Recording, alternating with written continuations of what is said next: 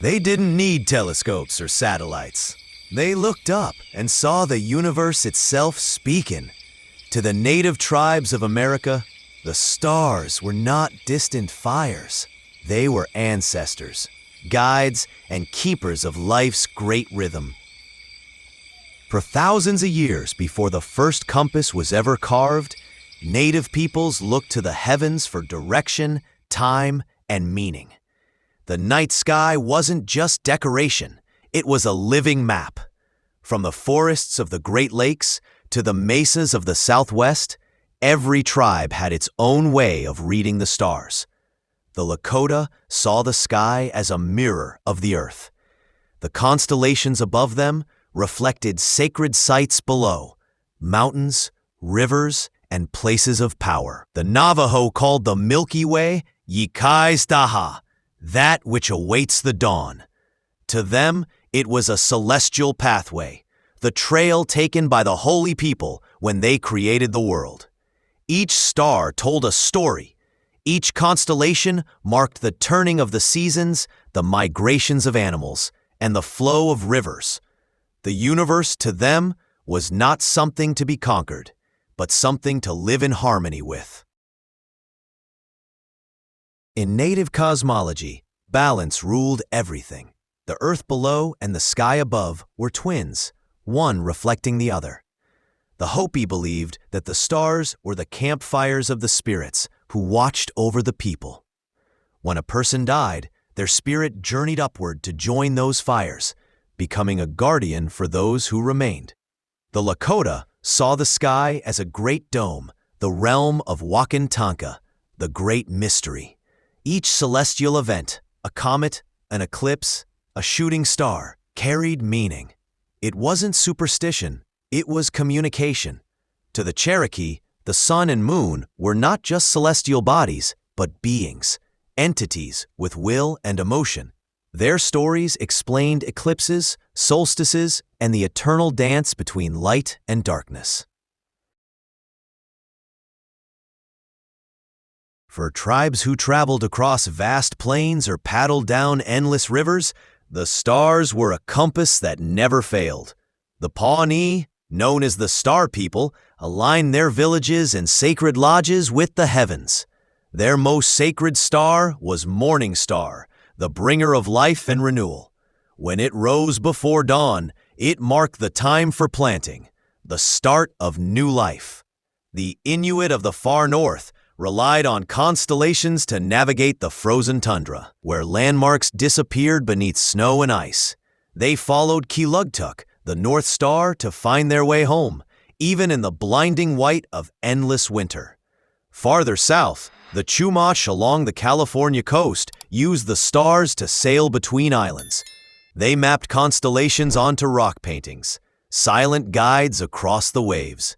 To these peoples, astronomy was not science, it was survival. The sky was both teacher and tool, and knowing its rhythm was the difference between life and death. The stars marked not only direction, but time itself. Before written calendars, tribes turned their gaze upward to count the cycles of planting, harvest, and ceremony. Among the Anishinaabe, the appearance of the Fisher constellation in spring meant it was time to set nets in the thawing lakes. The Zuni watched the rising of Antares to signal the planting of corn. And when the Pleiades vanished in the dawn light, the Hopi knew winter was near. Each season carried its own sacred tasks, and each constellation its reminder. For the Navajo, the heavens were not chaotic. They were organized by the holy people, the divine beings who created harmony in all things. Even storms, eclipses, and meteor showers had purpose. Moments when the veil between worlds grew thin. If stories written in the stars fascinate you, subscribe to Native American Origins, where ancient skies still speak and forgotten wisdom still burns bright. Each constellation carried a legend, and through those legends, wisdom endured. The Lakota told a falling star, a being who descended from the heavens to teach the people courage and humility. The Cherokee spoke of moon-eyed people, nocturnal beings who vanished when the sun returned, perhaps a metaphor for forgotten tribes or ancient ancestors. The Navajo shared tales of Coyote, the trickster who once threw stars into the sky, creating the Milky Way in his impatience. His lesson was simple. Even chaos has beauty, and imperfection can still create wonder. For the Pawnee, every major star represented a god. Morning star and evening star were lovers whose union brought the fertility of the earth. Their ceremonies reenacted this cosmic relationship, ensuring balance between male and female, day and night, creation and renewal. These stories were not myths in the sense of fantasy. They were blueprints for living, reminders that humans and the cosmos share one destiny. Long before observatories and telescopes, native builders shaped the land to mirror the stars. At Cahokia, near present-day St. Louis, a massive earthen observatory known as Woodhenge marked solstices and equinoxes with astonishing accuracy. Farther west, Chaco Canyon's great houses and kivas aligned perfectly with lunar standstills, a cycle spanning 18.6 years. These were not accidents of architecture. They were deliberate, the product of observation, patience, and spiritual devotion. The builders knew that time itself could be measured in light and shadow. The Hopi mesas were arranged to reflect the path of the sun. Each dawn, the position of sunlight on stone marked the day's significance, when to pray for rain, when to celebrate harvest, when to give thanks to the ancestors. Even in the Great Plains, circles of stones, medicine wheels, were aligned with rising and setting stars. These wheels weren't just maps of the sky, they were maps of meaning, connecting heaven and earth. When the sky changed, when the sun darkened or the moon bled red, it was never random. To the Sioux, a solar eclipse was the sun's moment of rest, a reminder of renewal after exhaustion. To the Zuni, a lunar eclipse was a time of reflection, when the spirits of the night were closest to the earth. While European cultures feared such events, many native peoples approached them with reverence, not as omens of doom, but as messages of balance. In silence, they watched the sky transform, knowing that every cycle, even darkness, was necessary for light to return. When the sky changed, when the sun darkened or the moon bled red, it was never random. To the Sioux, a solar eclipse was the sun's moment of rest, a reminder of renewal after exhaustion. To the Zuni, a lunar eclipse was a time of reflection, when the spirits of the night were closest to the earth. While European cultures feared such events, many native peoples approached them with reverence, not as omens of doom, but as messages of balance. In silence, they watched the sky transform, knowing that every cycle, even darkness, was necessary for light to return.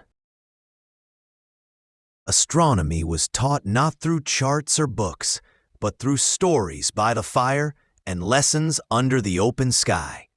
Children learned to find the North Star by tracing the tail of the Great Bear. They learned the seasons through the movement of Orion's belt, and the passing months by watching the moon's changing face. For many tribes, the stars were a classroom, and the elders were astronomers in their own right. Some even passed down songs that mirrored celestial movement. The rhythm of the drum matched the heartbeat of the universe, steady, eternal, guiding. Each note, each breath, each glance upward carried memory older than any written word. For Native peoples, astronomy was never separated from spirituality. The stars were alive, not symbols, but beings with purpose. When one watched the heavens, one communed with the Creator. In the Lakota vision of the afterlife, souls traveled the spirit road, what we call the Milky Way, toward the place of ancestors. It was said that one's deeds on earth determined how bright their star would shine above. The Navajo saw the constellations as parts of a great cosmic blanket, woven by the Spider Woman, who taught humans to create beauty and harmony through their own hands. Each woven rug or sand painting mirrored the universe itself, art born from the stars. Even today, Native astronomers and elders keep these traditions alive. Some use modern telescopes, others simply pass on the teachings of the night. The connection remains unbroken. At Hopi mesas, ceremonies still align with solstices. Among the Lakota, the sun dance continues to reflect the cycle of renewal between earth and sky. And across native lands, the same stars that guided ancestors still shine above, constant and patient.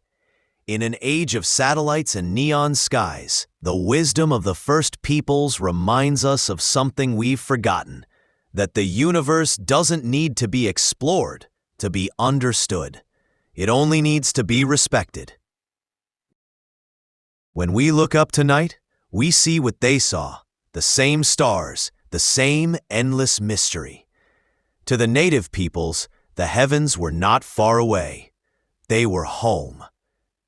If you believe the stars still hold ancient stories, subscribe to Native American Origins, because every light in the sky has a voice, and we're here to listen.